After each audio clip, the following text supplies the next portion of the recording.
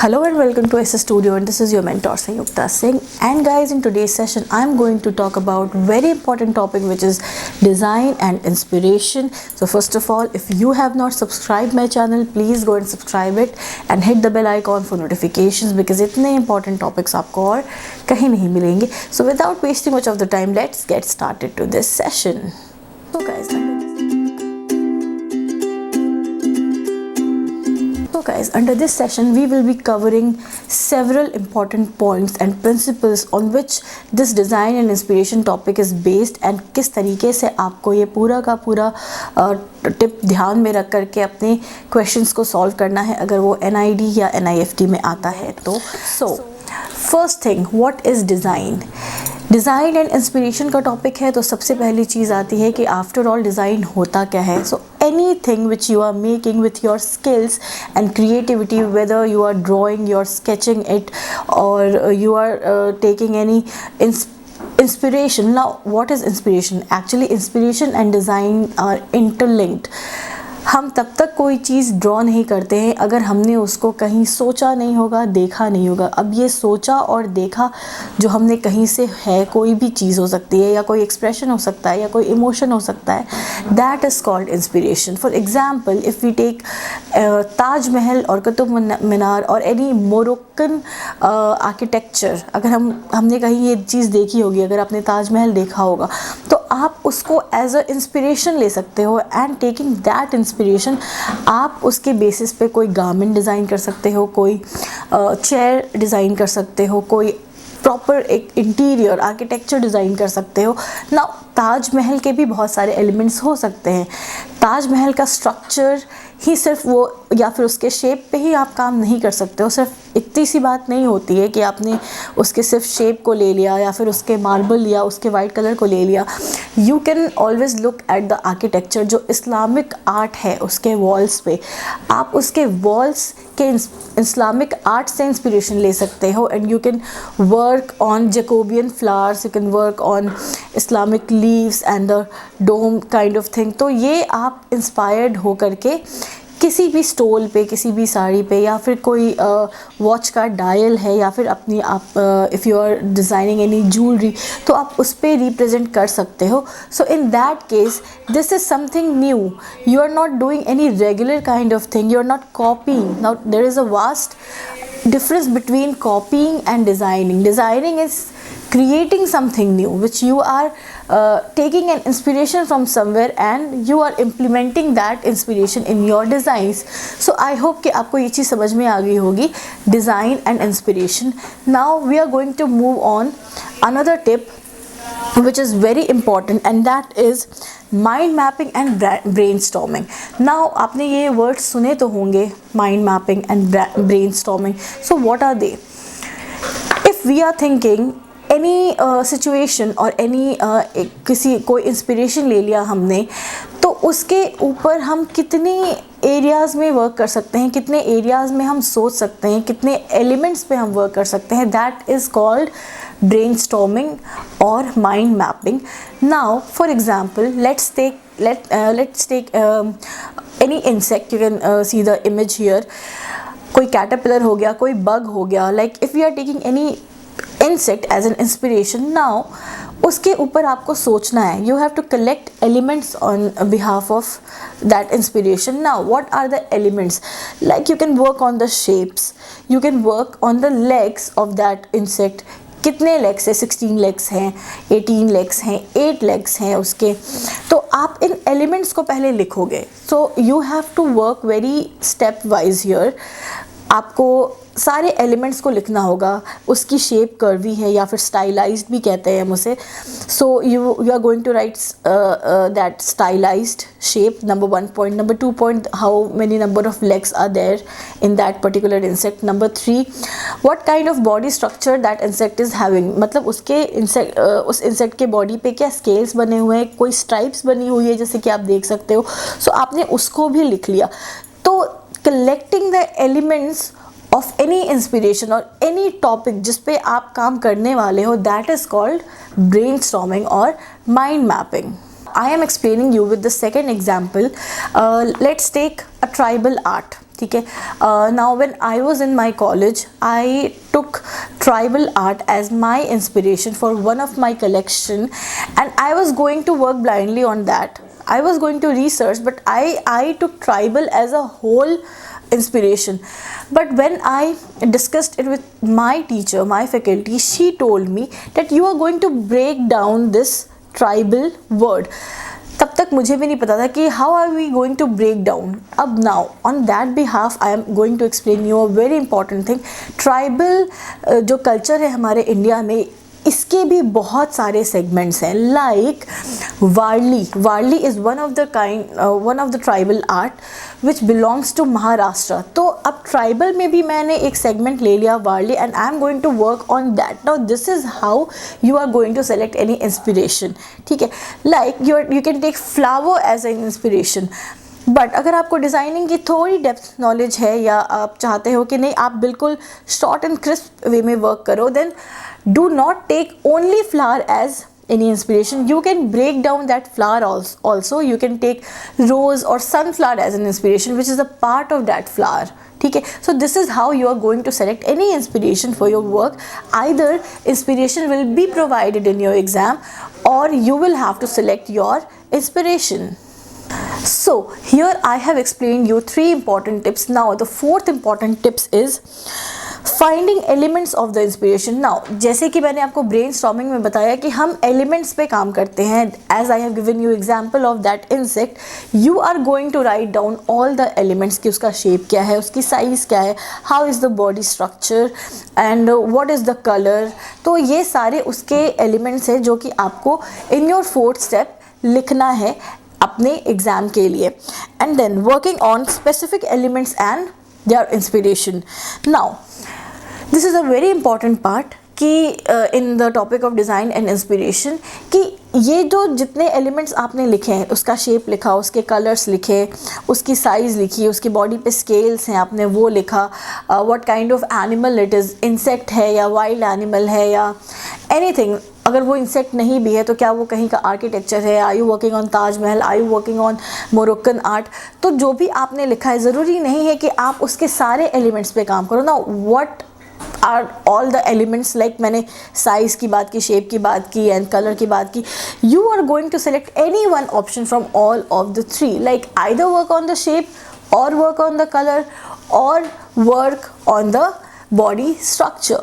Now these were the 5 important tips. Now the 6th important tips is the sketching and the rendering of your design. Now prior sketching and rendering of the final design, you have to sketch the process, like the second step, जो कि आपने मान लो size पे काम करना है, आपने ये सोच लिया, या शेप पे काम करना है या फिर कलर पे काम करना है, तो आपने उसका second stage of the product, पूरा जो फाइनल डिज़ाइन आपका होने वाला है, आपने वो बनाया.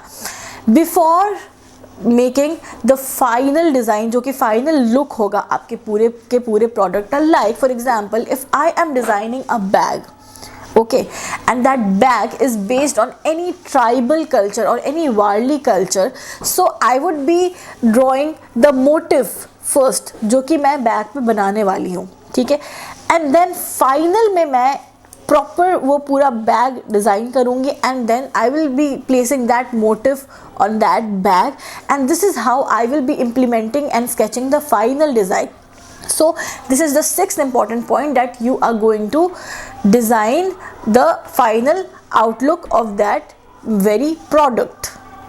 Now after drawing the final outlook of that product, after rendering and designing and sketching that final look of your product, let it be handbag, let it be your any sari or any chair or any furniture, you are going to give its specification, guys. Now what is specification? Specifications का मतलब है कि क्या वो chair कहीं से connected है, क्या वो ट्रांसफॉर्म हो रही है, आपने जो इन केस आपने कोई गारमेंट बनाया है, क्या वो ट्रांसफॉर्मेबल गारमेंट है, क्या वो डिटैचेबल गारमेंट है, या वो रिवर्सिबल गारमेंट है, या कहीं कोई उसकी जिप है जो खुलती हो एंड वो गारमेंट ओपन हो. Now it is not necessary कि आप हर आर्टवर्क पे एक स्पेसिफिकेशंस दो या बहुत सारे स्पेसिफिकेशंस दो। अगर आप कोई इंस्पिरेशन लेकर के, like if you are taking an inspiration from butterfly और एनी फ्लावर और एनी वास, एनीथिंग और एनी इमोशन, तो ज़रूरी नहीं है कि आप उसके स्पेसिफिकेशंस दो बहुत डिटेल में। You can always go for a right up. Even आप 3 से 4 पॉइंट्स का वो पूरा राइट अप लिख सकते हो ना। what are we going to write in that write up?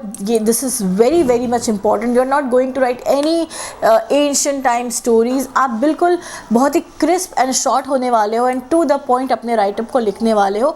So what are the points? The first point is what inspiration you have taken, that is going to be in your write up, and how have you justified your product जो कि आपने उससे inspired होकर के बनाया है. ये आपको अपने राइटअप में लिखना है in your first and second point.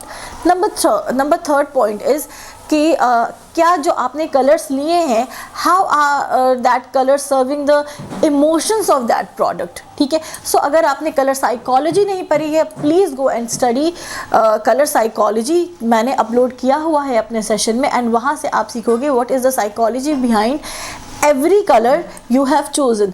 Now if you have designed any furniture, so जो आपने स्केच किया है वो एक प्रोटोटाइप है, वो एक स्केच है सिंपल. उसको अभी आपने रियल में कोई किसी मटेरियल से बनाया नहीं है.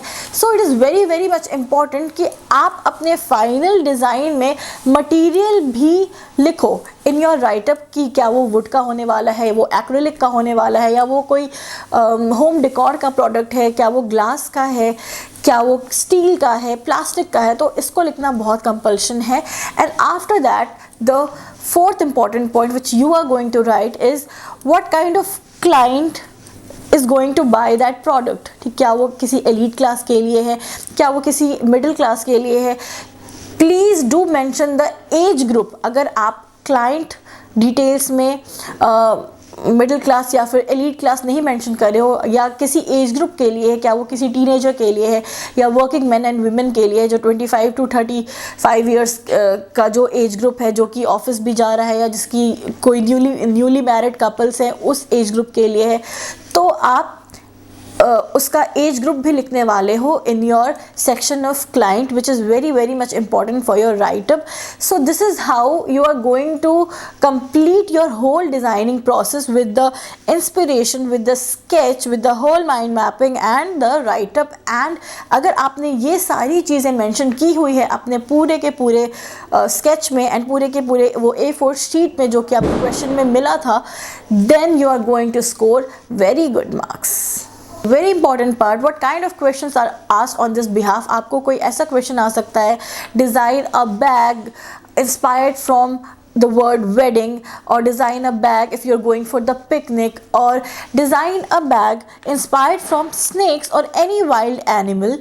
आपको कोई मास्क, अभी कोरोना का टाइम है तो आपको कोई मास्क डिज़ाइन करने को आ सकता है जिसका कोई डुअल यूज़ हो सकता है. Like that simple mask can be used as a like cap also, या फिर उसके विंटर्स में उसके ईयर्स को कवर करने के लिए यूज़ हो सकता है. तो ये ट्रांसफॉर्मेबल मास्क आप बना लो. इस टाइप के क्वेश्चंस नहीं आए हैं और न्यू है, बिकॉज बहुत सारा आपको पता है कोरोना के टाइम में मास्क जो हैं वो ट्रेंड में है. सो रिलेटेड टू दिस कोई भी आपका क्वेश्चन आ सकता है on behalf of design, inspiration and concepts. So these are the kind of questions जो कि आपसे पूछे जा सकते हैं. You will be given any insect और एनी बग और एनी आर्किटेक्चर, और उसके बिहाफ पे आपको कोई फर्नीचर, होम डेकोर, अपैरल कुछ भी डिज़ाइन करने को आ सकता है. सो this is how the question is asked. Now I'm going to show you my students work जो कि एस स्टूडियो के स्टूडेंट्स ने किया है, so that आपको बिल्कुल समझ में आ जाएगा कि किस तरीके से आपको ये क्वेश्चंस अटेम्प्ट करने हैं.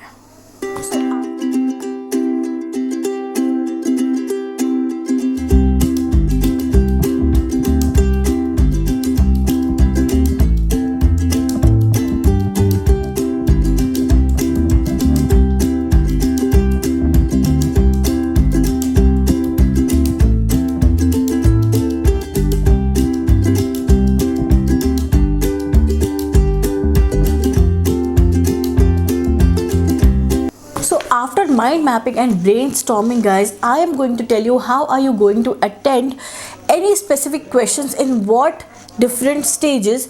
So the first stage is कि inspiration जो भी है उसके बारे में लिखो.